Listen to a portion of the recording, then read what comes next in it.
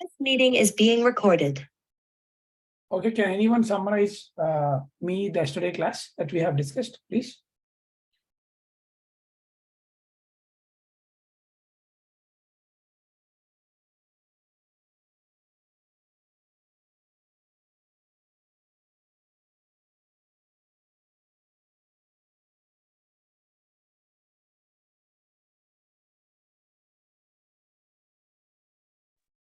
Yesterday we spoke about what DNA is, digital network architecture, and we even discussed about REST API.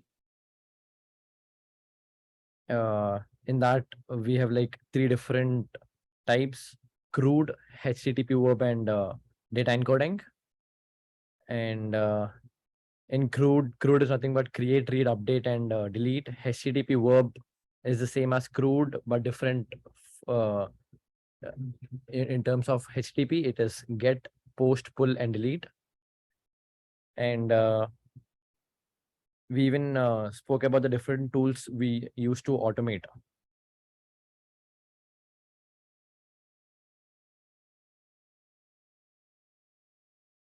Like Puppet, Chef, and Ansible.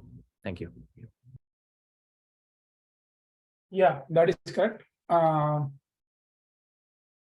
Anyone can explain me what is the difference between Ansible versus the other tools that we used? Sir, in Ansible, you can go ahead. Sir, in Ansible, no software installation is required because it uses secure shell, where it takes remote command execution is possible, compared to Chef and Puppet, where we have to install software, which is going to cause an extra load on each device, and that's an extra step of setting up things. So that is why 99% of the time Ansible is used. Yeah, that is correct. So using Ansible, we don't need to use any extra softwares or agent that need to be installed on the devices. Whereas the Chef and Puppet does need an agent that need to be running on the device to access the device. That's why Ansible is most commonly used among the network engineering. That is correct. Okay, that's about that. Now let's talk about the last topic in the automation.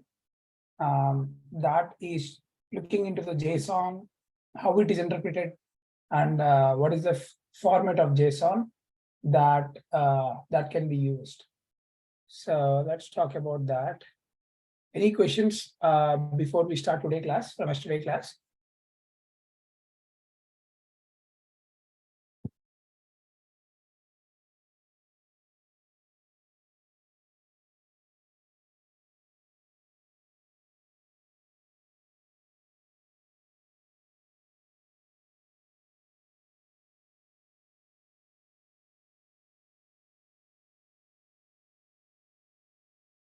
Okay, I consider that as a no.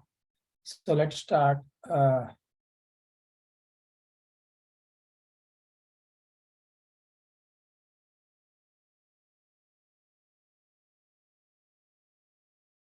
JSON. JSON is like the full form of JSON is JavaScript object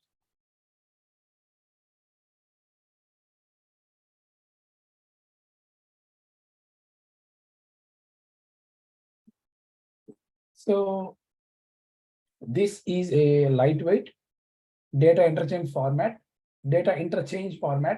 which will be easy for the humans to read and write, and which can also be easy for machines to parse and generate the data. So as a human, it is easy for us to read this format, and also for the machines, it is easy to parse and regenerate the data. That's why JSON is most commonly used. And the purpose of JSON is to have the exchanging between the server and the web application, right? So it's basically used for the web development, for transmitting the data between the client and server, and which can be easily understood and processed. For example, if you have a client and you have a server, and this client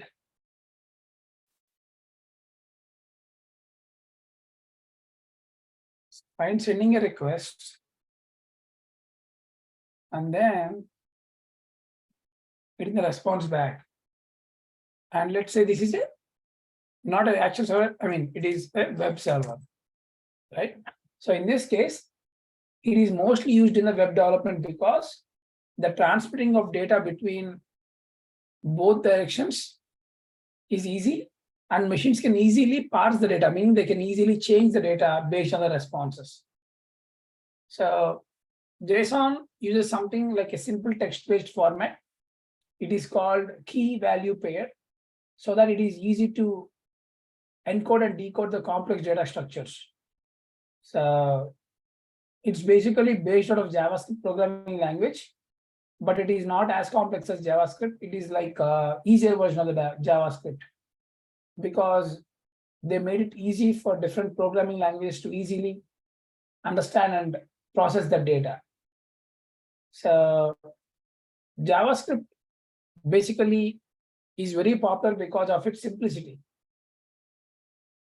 Because it is so simple that anyone, like a common audience, can understand it and they can reuse the data. That's why it is very, very much used. That's why APIs, like we discussed yesterday, the northbound, southbound kind of APIs will use the JSON in the background. Some also use XML, but as a network engineer, most of the people uses JSON because it is very easy to understand, and then it's easy to use and you can easily change the data, right? So let's see an example of JSON code that will help you to understand what I was referring to, right?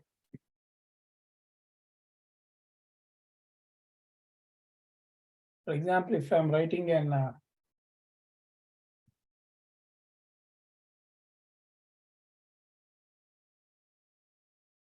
JSON code, I can do something like inside that, I can define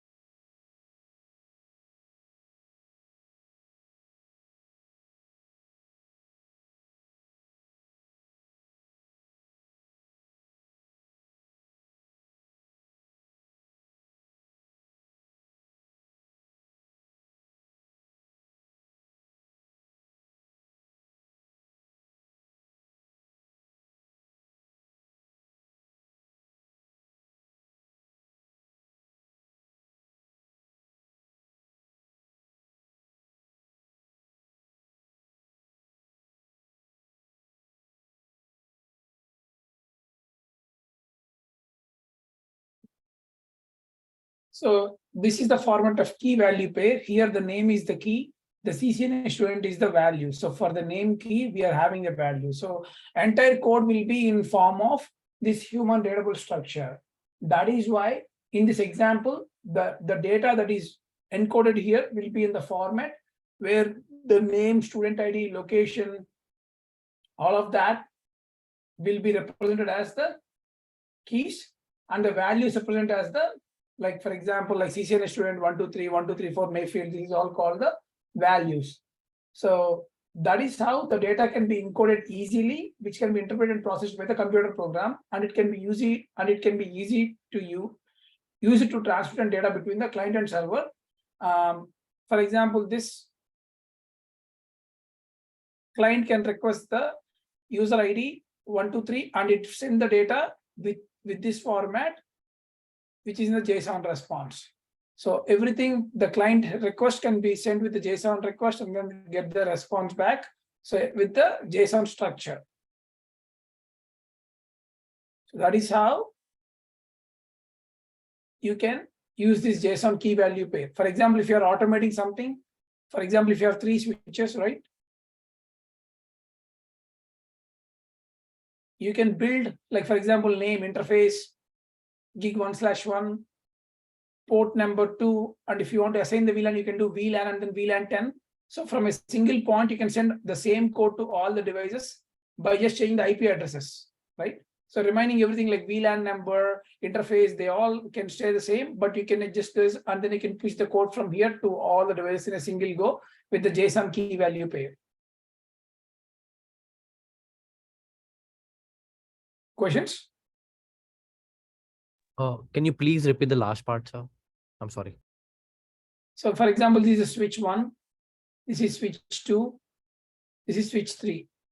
For example, if I wanted to change the VLAN on port 1 here, I want to attach the VLAN 1 here. So in the JSON script from the centralized management server, for example, let's say this is a DNA, I can make an API call with the JSON structure, send this key value pairs with the key as interface,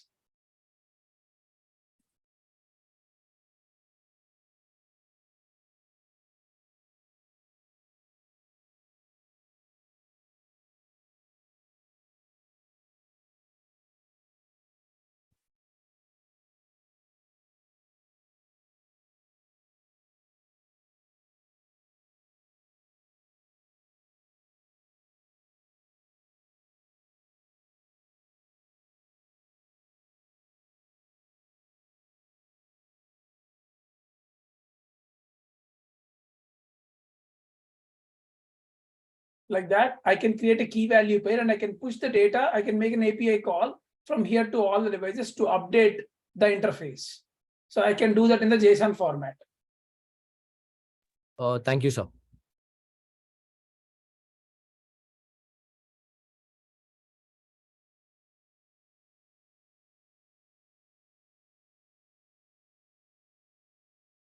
Any other questions?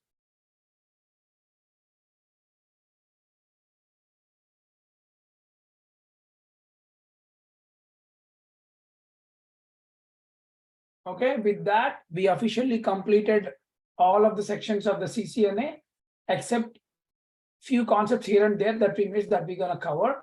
But from an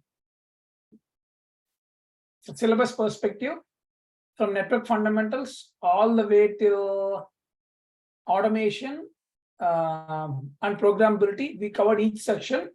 We missed only 3 topics. That is cabling, types of cabling, and identifying the interface and cable issues. That's the only topic we left. We did not cover when we are covering the first section that I'm going to cover today. But remaining all the topics that we are covered in the course, that officially completes the theory part after I complete the cable section.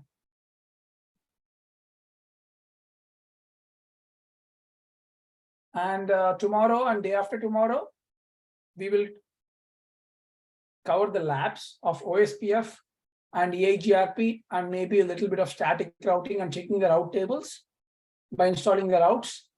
And maybe Friday or Monday, we will be concluding our CCNA course.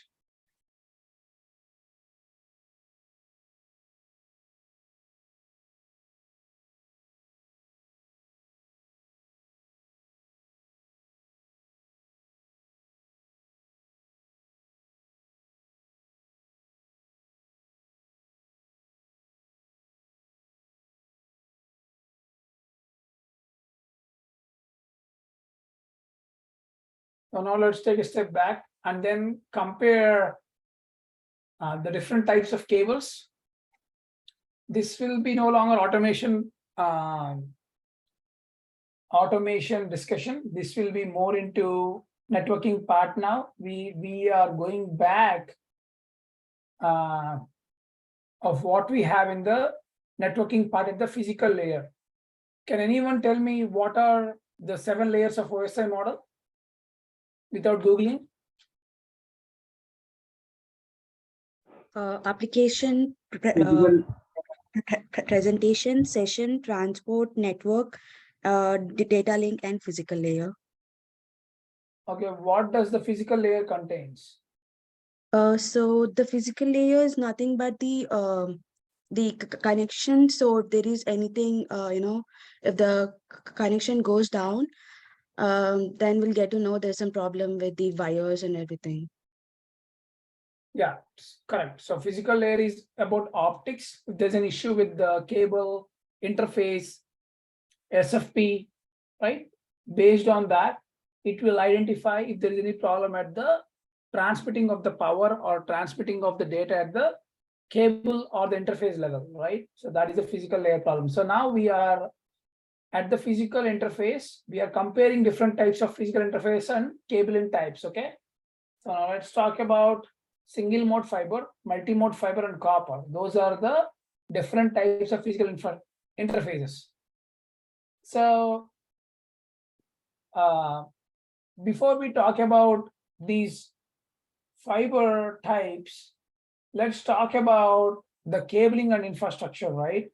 So like the cabling is nothing but the media where the actual data will be traversing from one component to the other.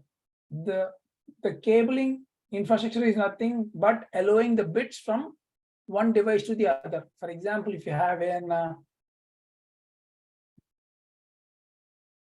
device 1 and device 2, and you have a cable between them.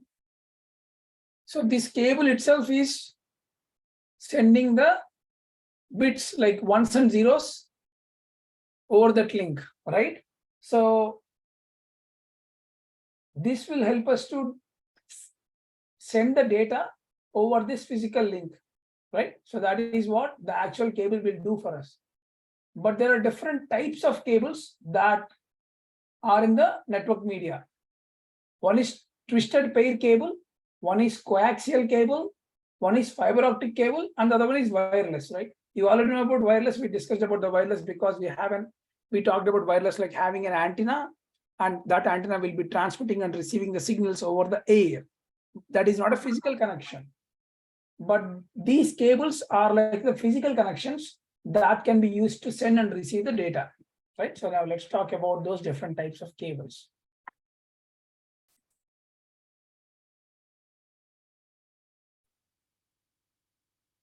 Twisted pair cable.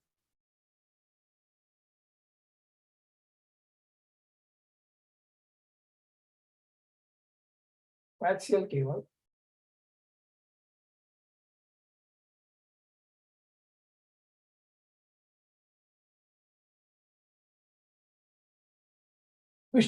Let's talk about the twisted pair cable. The twisted pair cable is like a copper cable. It is based out of copper. It can be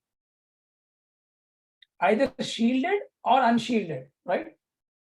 Meaning when I mean shielded, it's like production that can be done, which can be used to have the network connectivity with a coverage on top of that. So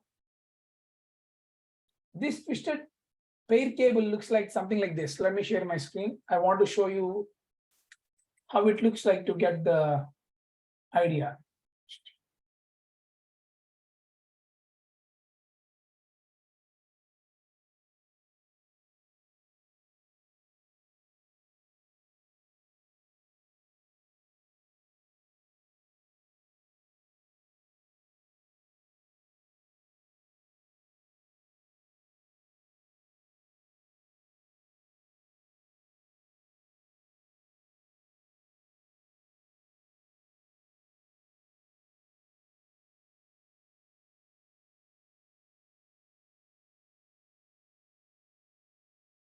So if you look into the twisted pair cable, you will have the outer shelf, which is like a plastic wire, and they have the copper braiding.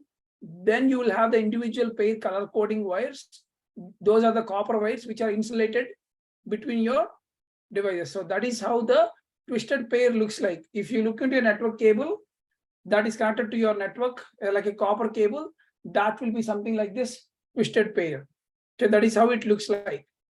So based on the color coding, it will be insulated directly, and they will be used to separate, and they can be used to send the ones and zeros over the copper cable link. That's how the twisted pair looks like, with a shield on top of that for protecting the copper inside it. Okay, that is that.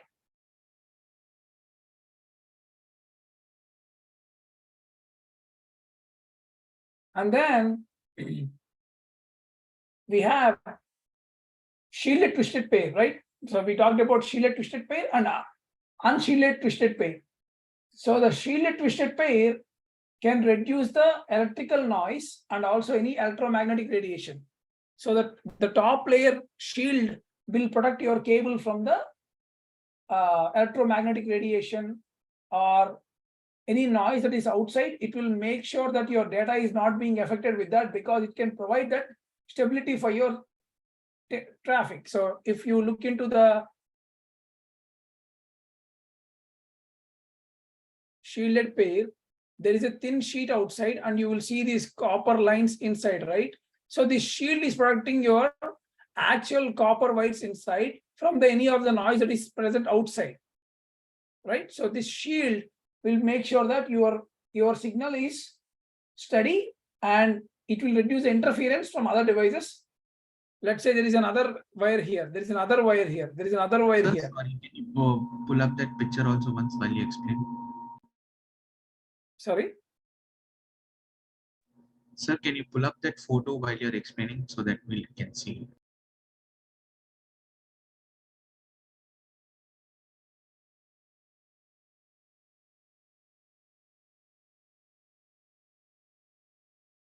Okay, so the shielded twisted pair will be having a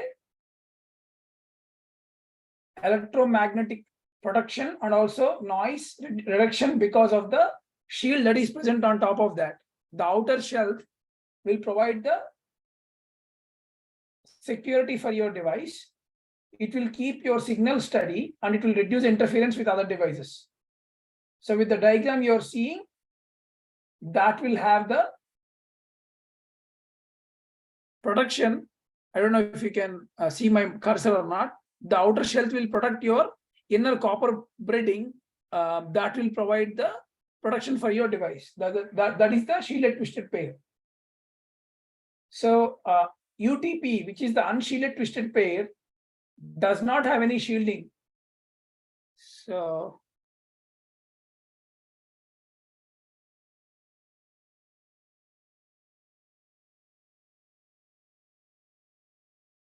I think I should be sharing another than okay.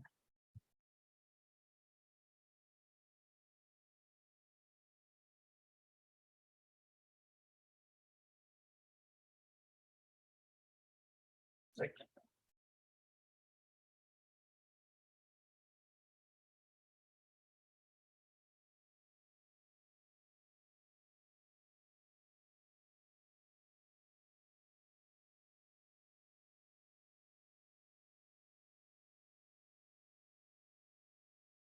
So if you look into the shielded twisted pair, you will see this outer sheet that is protecting your inner data, correct? But if you look into the UTP, that does not have any of the protection, which is unshielded here. If you look at the shielded, you will have a shelf that is protecting your other inner cords, which will have that in separation between them. But if you're seeing the unshielded twisted pair, that does not have any extra protection for your devices. So unshielded twisted pair is basically that will be called as which will have no shielding to reduce interference. So basically these are designed to cancel the electromagnetic waves with the pair that are twisted inside the cable. So unshielded twisted pairs are most commonly used for the small LAN offices or any of the wireless LANs, which are most widely used, right? So because of your small offices does not have any strong electromagnetic waves or does not have any interference issues, big interference issues, the unshielded twisted pair can be used. So if I go back to my whiteboard,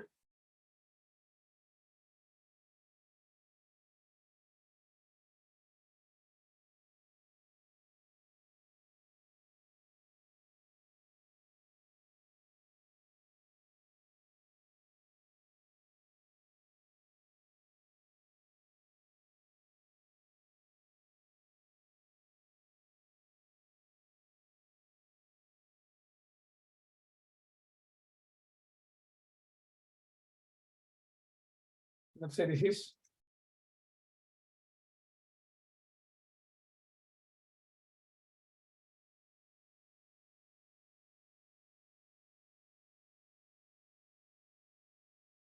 so the shielded twisted pair at the top will have the strong protection to avoid interference between the other waves that are going in the environment. The unshielded twisted pair cannot provide that level of separation or does not provide the interference cancellation, but in a small office network, in a small network where there is not much interference, the unshielded twisted pair can be used because this coding or this outer layer is enough to separate the interference between the wires. So in LAN offices, you will see mostly unshielded twisted pair because it does not need a big shield to protect the inner copper cables, because there is not much interference that will be passing, which will be affecting your signal inside. So that's why in the LAN offices, you will see mostly the unshielded twisted pairs only. Any questions there?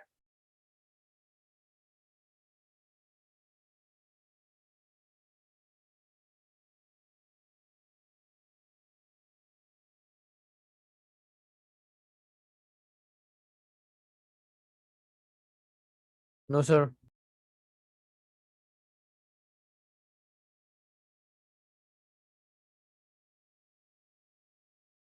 So there might be, if you want to dig deeper, you can go into each detail, like what is the material used to build this unshielded twisted pair, how many colors are there on each copper, how many twists will be there inside each copper, what is the significance of red, yellow, blue, white copper lines in it. So you can go dig deeper based on your curiosity, but we are not discussing at the professional level at a physical infrastructure. That is the job of the data center technician or the hardware team to know about the cabling details. We as a network engineer, we either order a copper cable or a fiber cable. We don't go and do the physical hardware testing in the site, or we don't do the cabling, we don't go to racks and then procure the cabling work. We as a network engineer don't do that. That is the job of either infrastructure engineer job or the data center technician job, who has to cut the cables, who has to climb the walls and then do the cabling for us. Typically 99% of our work as a network engineer does not deal with the physical layer much. We can do a little bit on the procurement, or we can do a little bit on the troubleshooting at the physical layer, like checking the interface errors, packet drops, by validating them at the interface level, but not into the managing the physical cable testing. I mean, there is nothing wrong doing it, but very rarely we come across those kind of job roles, because most of the roles that a network engineer does not involve doing the physical cable testing or working on the physical layer much. But don't get me wrong, you could do that, but configuring, troubleshooting, fixing the routing and layer 2 problems will be more in your daily life. This physical work can be done by any other person that is out there in the market, they does not need a professional like you who is learning CCNA or CCNP, right? That's what I meant to say.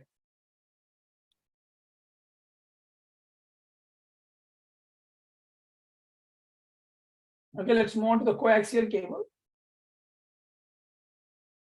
So coaxial cable will have like an hollow outer cylinder conductor that surrounds a single line wire, which will be the conducting element. So coaxial cables are also used in the LANs because it can be run with fewer repeaters, where you can regenerate the same signal multiple times. For example, if you have A to B and your cable is not going that far, you can use a coaxial cable that can be acting as your repeater to send your signal, right? And also the coaxial cable can help to get the greater distances speed. For example, if your office is in one building and you wanted to talk to another building switch, which are in the greater distances, the coaxial cable can run between the buildings. It can go with greater distances as well. Whereas the STP, I mean the shielded twisted pair or unshielded twisted pair cannot do that the longer distances. The coaxial cable can do that. And coaxial cable is also like less expensive than fiber optic. And it can be used for data communication seamlessly. So coaxial cable is like cheaper compared to the fiber optic. So let's look into the coaxial cable, how it looks like.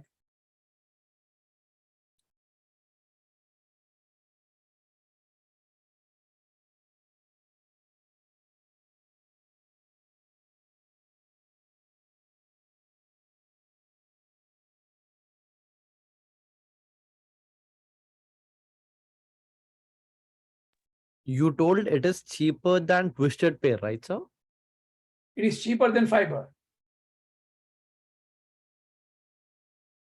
Fiber is something that we did not discussed yet. So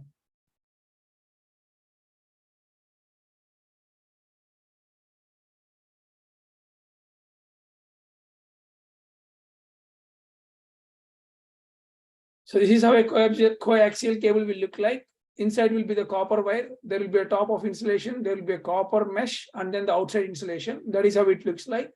So as I told, the coaxial cable can run longer distances. They can run between the buildings, and also it is acting. It can act as a repeater. Like if your signal is there and you wanted to send the same signal to same signal twice, like repeating them, or you want to extend that signal, you can put a coaxial cable that can help us to repeat the signal. And coaxial cable can also be found in the cheaper prices than fiber. And the maximum feet the copper can go is only 100 feet. When I mean copper, I mean to say the shielded twisted pair or unshielded twisted pair can only go up to 100 feet. But your coaxial cable can go up to more than 100 feet. It can go up to like 383 or 400 feet in terms of the length of the coaxial cable. Any questions?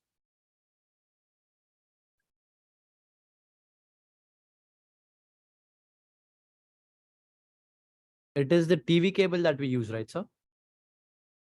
Yeah, your TV also use the coaxial cable. You might have seen already this in terms of your TV operation. You can also have seen this into some of the old VCRs, old Plex. You might have seen this kind of setup with a single node inside of it, right? Yeah, that is also used by the coaxial cable. But as I mentioned, it can go up to like 1,000 feet, but depends on your length. It can, there are different types of amplifiers in it. Some can go up to 400 feet, some can go up to like 1,000 feet. There are different models among them, but this is how the coaxial cable will look like. But 90% of you as a network engineer does not use coaxial cable, because either you use fiber or you use copper. Coaxial cable is mostly outdated because it cannot provide you like faster speeds. The fiber can provide you like faster speeds. So we mostly use the fiber cable when we are, using these days, right? So there are different types of fibers like single mode fiber, multi-mode fiber. We're going to discuss that now.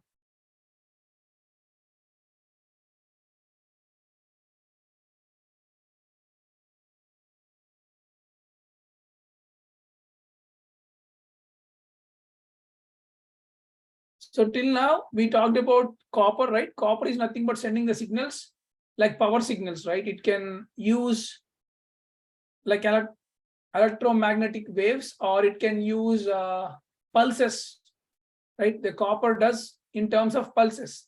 So shielded twisted pair or unshielded twisted pair or coaxial, they all works on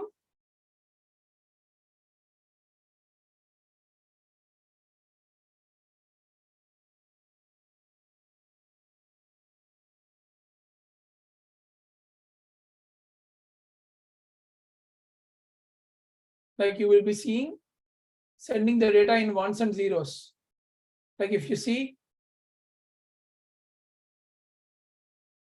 this being 1, this being 0, this being -1 or something like that, you will map them, and then you will be seeing sending the bits as ones and zeros in the copper cable. You will see the data being sent in terms of sending the signals, whereas the fiber optic is basically sending the light pulse. So 1 means sending light, 2 means 0 means no light. That's why in the data center you might be seeing lights blinking. You will be seeing lights always like going on, off, on, off, on, off, like that, right? If you look into the data center,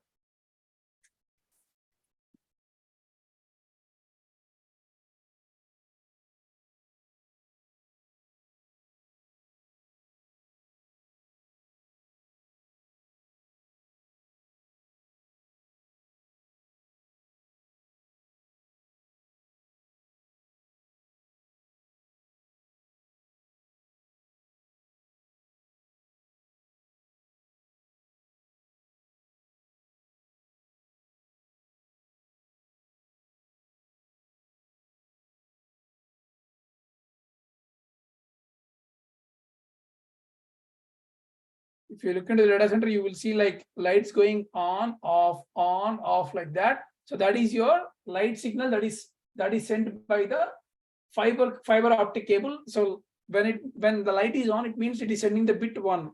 When the light is off, it is sending the bit 0. That's how your bits being propagated on the cable by blinking that light. So that's why it's always blinks. That means it's sending the data and receiving that. I mean, sending or stopping the data like ones and zeros. That's why you see the lights always blinking. That means it's forwarding the data with this the light signal.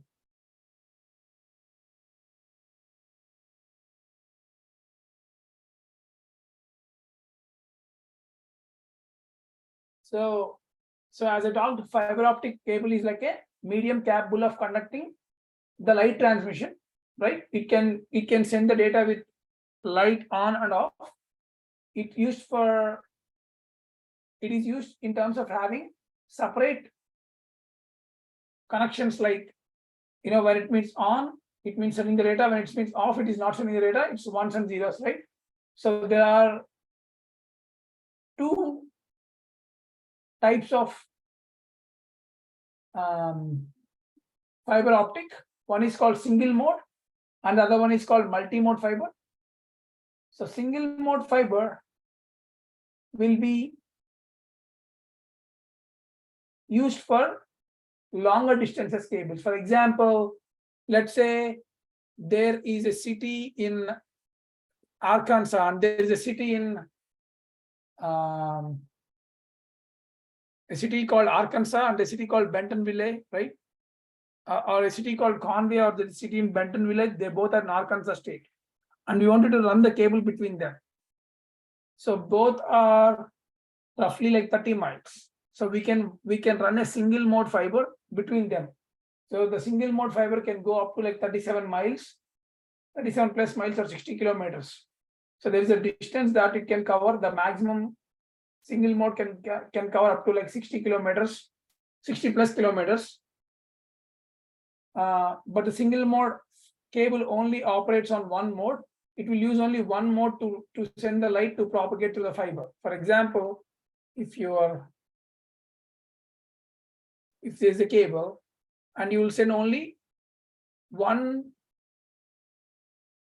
data path with ones and zeros, like sending the light and receiving the light in a single mode. Single mode can carry only one mode of light to propagate to the fiber, whereas a multi-mode fiber, inside the multi-mode there are different channels that are separated.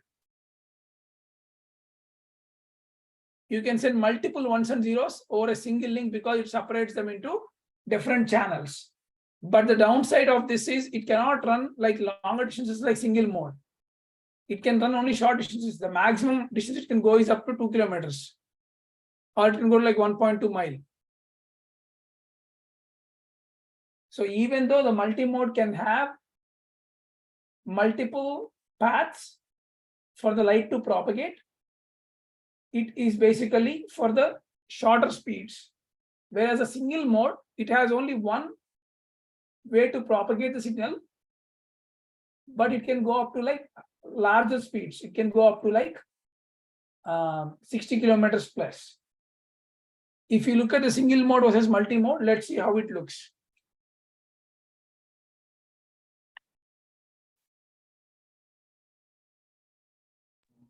Sir, I had a question.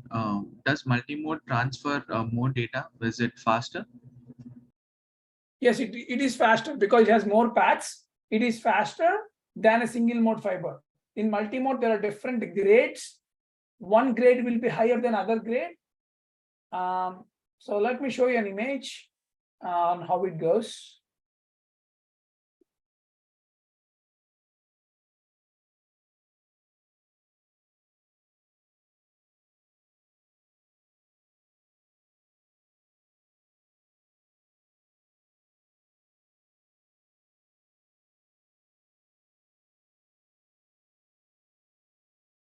So if you're looking into the multi-mode, you have multiple signals that are propagating on the single fiber, whereas the single mode will have only one wave that will be transmitting over your data. And as I mentioned about the grades, you can have how many number of waves that can be transmitted, and what is the amplitude, what is the frequency at which your signals are being sent. They all can be shared in different versions of multi-mode, but your multi-mode can provide like faster and higher speeds compared to your single mode. Yes, that is correct.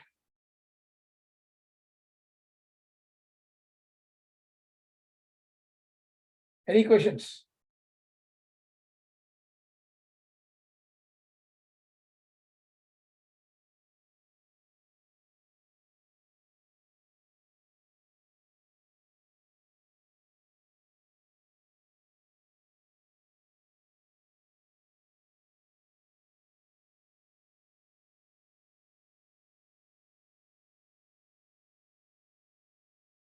Any questions, guys?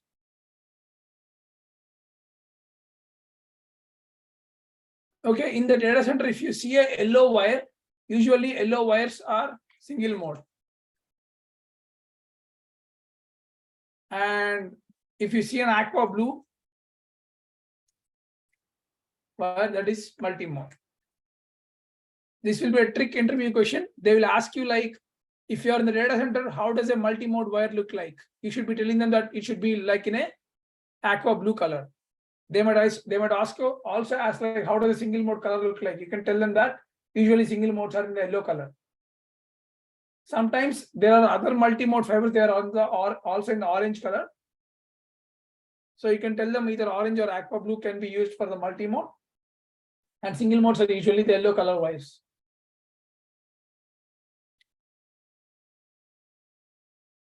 Okay, that concludes different types of cables, how they are used, and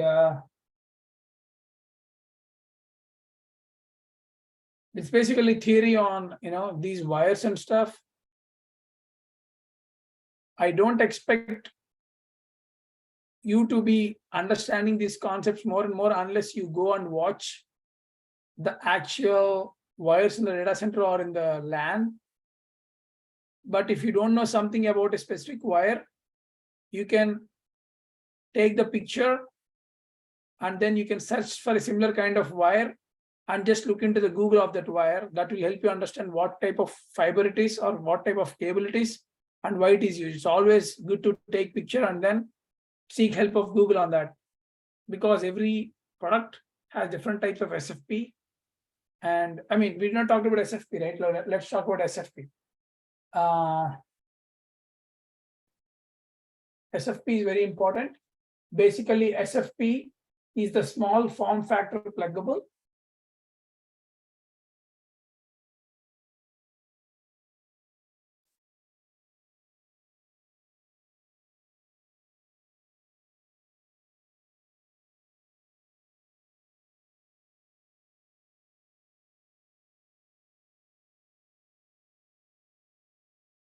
So SFP is a simply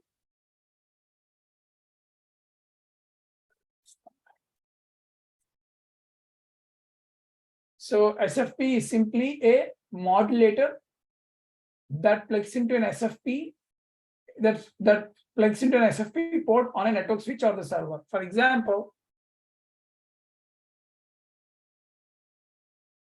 let's say this is a switch.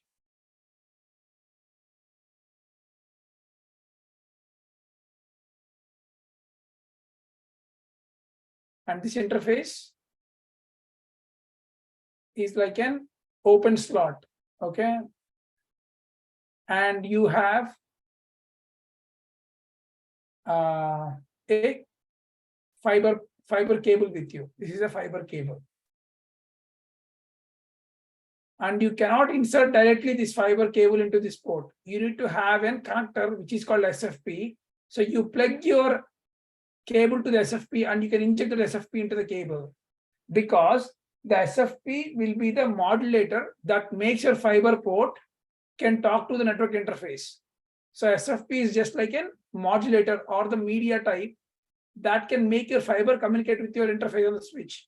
So think about like as an adapter or like a media converter that can be used to plug your fiber port into the switch port. So that is called an SFP. SFP looks like something like this.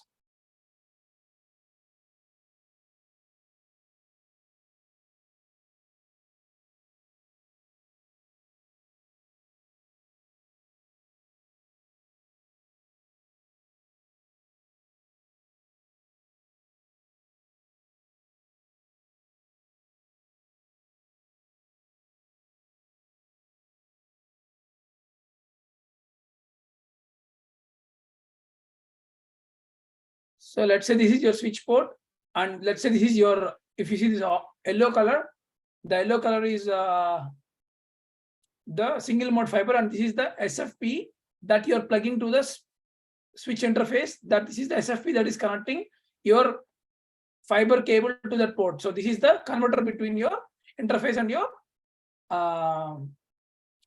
light signal that is sending. So you're sending ones and zeros with the light, and that light will be connected by the SFP to the signal and will be sent to the actual data. So that is the converter between your fiber and your interface. So SFP is like a middleman which is connecting your light, converting your light of ones and zeros to the electronic signal that can be understood by the switch interface. Any questions on SFP?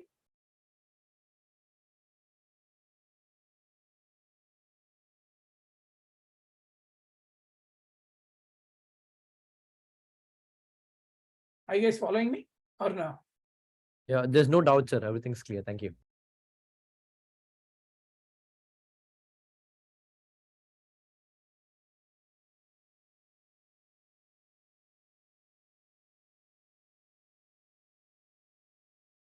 One question now. Go ahead. So, are we using the single mode fiber in our daily life, like in our homes, from router to the PC, or which fiber we are using? Yes, we use these in the real time. Depends on how much speed that you want in your network. If you want like 10 gigabit per second, you will use one type of fiber. If you want 40 gigabit per second, you use one type of fiber. If you want 100 gig, you will use one type of fiber. For example, if you go to like a service provider company like Verizon, they might be using 100 gigabit per second interfaces.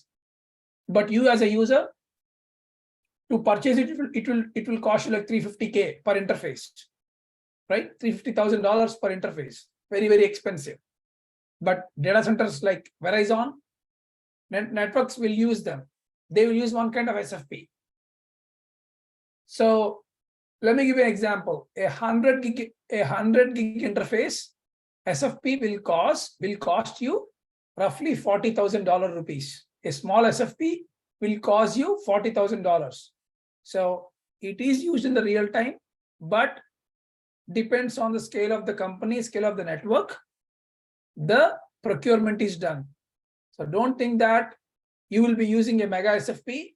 No, but if you are working in a size of a network where it is procured because of the user data, you need high data speeds, then you might be purchasing bigger SFPs.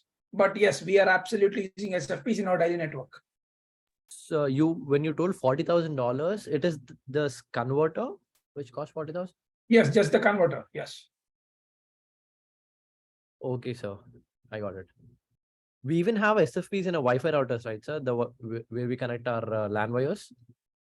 Yes, but those are very cheap. You can get up to like $50, right? Yes, sir. Yeah. So, I mean, I'm just saying the scale of the action. Yes, we do have it, but there are different kinds of SFPs. Depends on the speed of the wire and the speed of the interface.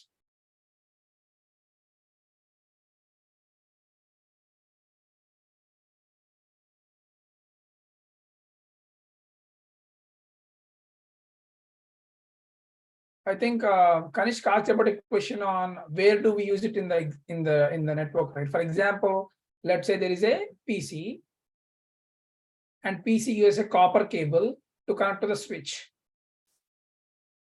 Let's say this is 1 gig port. Okay, PC wants 1 gig of traffic to send to the switch. And for example, there are like 5 PCs, right? So there will be 5 1 gig ports on each PC, right? But the uplink to the router should be something like either more than 5 gig, because everyone will try to send the data. The uplink port should have more than 5 gig because everyone should be sending the data through this link. So here we will use a 10 gig interface with a 10 gig SFP. So even though you're using copper port here, you need a fiber link between your switch and router, which is called uplink, because it needs higher speeds, which can be achieved by multi-mode. Right? Am I making sense? Yeah, understood.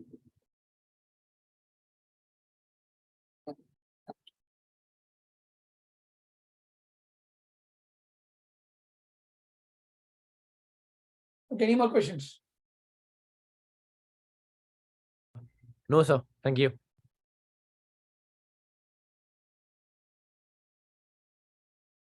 Okay, that is about different types of cables and single mode, multi-mode connections and SFPs, right?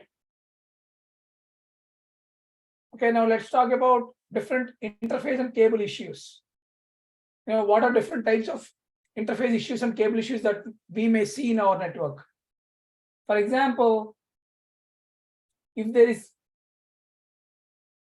an issue on the interface level, like packet getting dropped, or there might be an issue with how can I say? For example, there is an issue on interface dropping, like there is an interface cut, like the cable got cut and you are seeing the packet loss. Those kind of issues are some user may be putting some water unknowingly on the interface, like there might be people throwing some water on the switch neck. It might drop some packets, right? So there are different things that it can happen in the real time, which can cause us that packet loss, right? So there are different types of issues it can occur on that scenario, right? So there are different things in it. So there are collisions, there are errors, there is a duplex mismatch or speed mismatch, like those kind of things we can see in the cabling. So now let's talk about, let's take a look on the time. Okay, there is collisions, errors, duplex and speed mismatches. I think we don't have enough time to cover that. We are already 10. I think we have enough time to cover it tomorrow, and then we can complete one lab tomorrow, a routing lab. I think we are okay. We'll stop it here. Let's do a quick round on what we discussed today. We discussed about JSON, and we discussed about cable types, and we discussed about SFP, and inside the cables we discussed about shielded twisted pair, unshielded twisted pair, coaxial cable, and fiber cable. Inside we discussed about the single mode and multi-mode fiber, right? So Varun, can you tell me what is the difference between shielded twisted pair and unshielded twisted pair?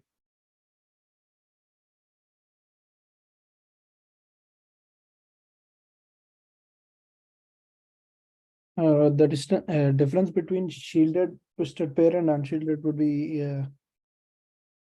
mainly the shielded twisted pair would reduce electrical noise or electromagnetic radiation, and keeps the signal steady, whereas an unshielded it does not have any shields and mainly used to cancel the electromagnetic waves. Yeah, that is perfectly put together. Thank you. That is correct. So shielded twisted pair can add as that extra security, but in a network like a LAN, if we don't need that level of security or that cancellation of the electromagnetic wave, we can still use unshielded twisted pair because it is cheaper than shielded twisted pair, and those are most commonly used in the LAN networks. Okay. Sriram, can you tell me what is the use of coaxial cable?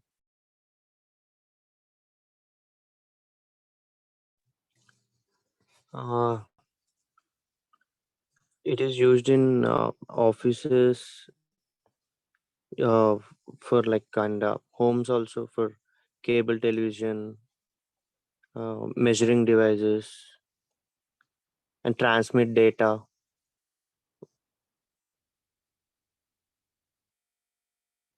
Okay, why do we use it?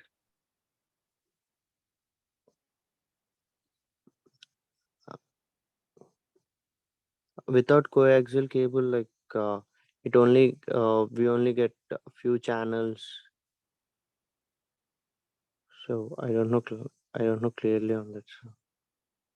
No problem, that's fine. So by using the coaxial cable, we can get greater distances. So when we wanted to repeat the signal, or when we wanted to have a connection between two buildings with a cheaper price, in that scenarios, we use coaxial cable than running our regular cable, because it cannot run the larger distances. That's why coaxial cable is used. Shiva, can you tell me the difference between single mode versus multi-mode?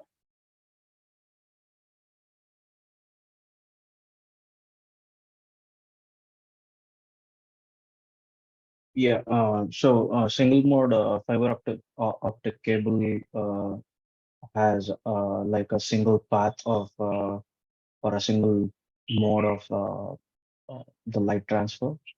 But for multi-mode fiber, there is more than uh, I should say there's multiple channels or multiple paths for data to be transferred within the same cable. But single mode fiber, because it is only a single mode that is being transferred, it can cover longer distances, while multi-mode fiber optic cable does not. Yeah, so it's basically how a signal can be propagated, and different types of propagation of the signal. Like single mode can only have one type of propagation, multimode can have multiple, right? So it has different channels like that. It can separate them, and there are different grades in the multimode fiber where based on the grade, you will get the higher speed of the signal in the network, right? So that's how it's different. And single mode is used for like larger distances, right? Single mode can go up to like 60 kilometers or higher, right? But the multi-mode can go up to like only 2.5 kilometers. It cannot go like longer distances. Single mode can go between the cities, right? Almost between the cities. That's why single mode is more powerful. Yeah. Okay. Mahit, can you tell me why JSON is important and why it is used in the API?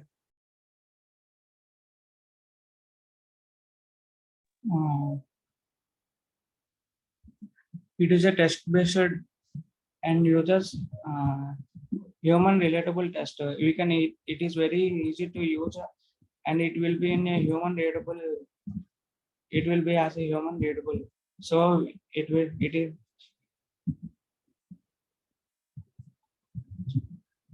Yeah, so JSON is basically easy to understand by the user, like humans like us, and also for the program to execute it, because the parsing can be used for a machine, and JSON works on key value pairs. If you look into the example that we provided, we have specific key value pairs for each data and the object and the answer for it. And if you want to like change something on the switch, you can put like a key value pair and you can send the data repetitively on multiple devices. So JSON is used because it is the object notation is easy, and also it can be easily parsed by the machine itself. Okay, thank you. That's it, guys. I think that covered today class. So tomorrow we're going to discuss about the interface errors, physical cable errors or interface errors, speed and duplex mismatches. After that, we will start our regular lab session that is validating the route table and checking the routes, and then we'll, if time permits, we'll start with the AGR. Okay, that's it for today, guys. If you have any questions, you can ask. If not, feel free to drop. Thank you for joining today. Thank you, sir.